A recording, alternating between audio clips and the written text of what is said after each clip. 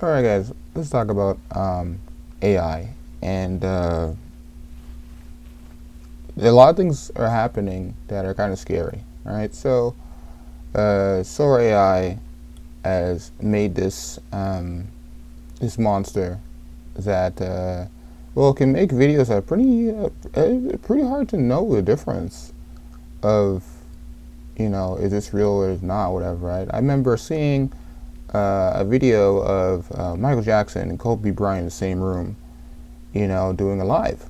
What's up, everybody? It's Mike, and tonight we're giving you the smoothest vibe in the game. This is our brand new Smoothberry Thrillers in. And I'm bringing the heat with Mamba Mint. Cool, clean, and clutch. Just like we like it. Only while we're live, so hit that. Right? And look down, pretty real. Really real, right? And obviously these people are dead, right? And for if Michael Jackson was like my dad or whatever or brother, and I was seeing, my dead, relative, being used like this, whatever, I'd be disgusted. The same thing goes for Kobe Bryant and his family as well too, right? I feel like it almost feels like you're desecrating a grave. You know, you're doing this thing to get likes and views and all this other stuff, whatever, right?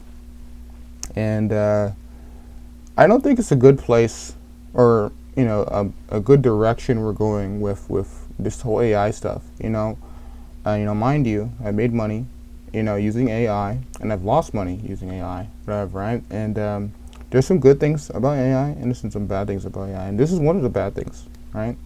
And this is going to be inescapable very soon, right? So this is my advice to everyone, is to try to hold on to the things that are real, or invest in the things that are tangible, things that are going to be appreciated more. When we really think about the change of technology, as we know right now, like first it was like doing the switch to smartphones, etc., right? And the time that we used to make with other people, play PlayStation 2, if your friends come over, and then you I don't know, you have that moment, you have that human moment, whatever, right? Where I don't know, you guys buy, I don't know, maybe like pop and goodies and stuff, whatever, and you have a party. Well, not even a party, it's just like a hangout, because you do it often, wherever, right, with your friends, right? And you have this human moment, this very human, memorable moment with people that right? And that evolved, that evolved to a PSN Live, or PSN Network, or whatever, and people, separated to your friend lives over there, unfortunately, and your friend lives over there, unfortunately, but you guys can still play video games together, online though, just not in the same room, right?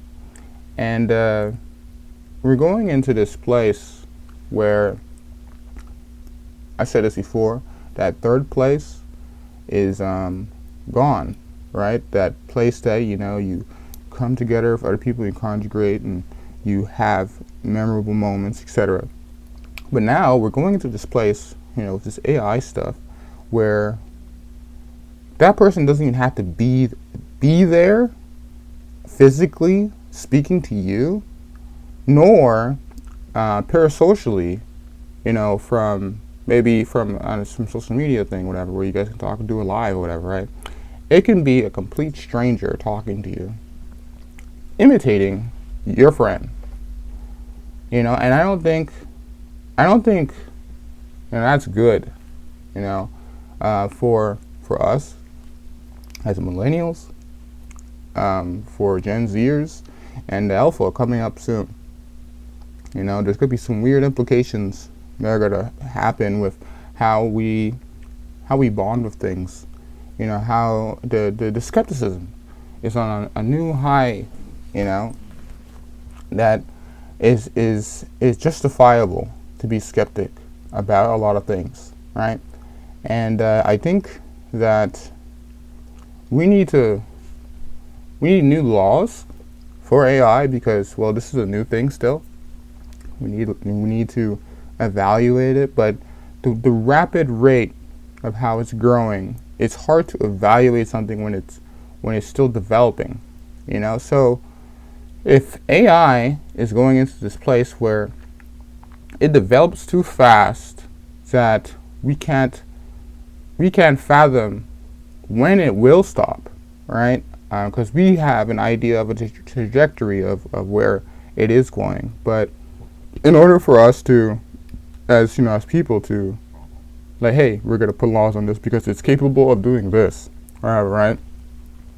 We have to know the scope, and we're not knowing the scope or the end of what AI is possible or can do. So I feel like this AI stuff, even though it has its both sides, guys. It's very polar. Like it can really help people's lives, and it can really hurt people's life, like seriously, right? And I would like to know, how you feel about it. How you feel about this change that is happening, this rapid change that is happening.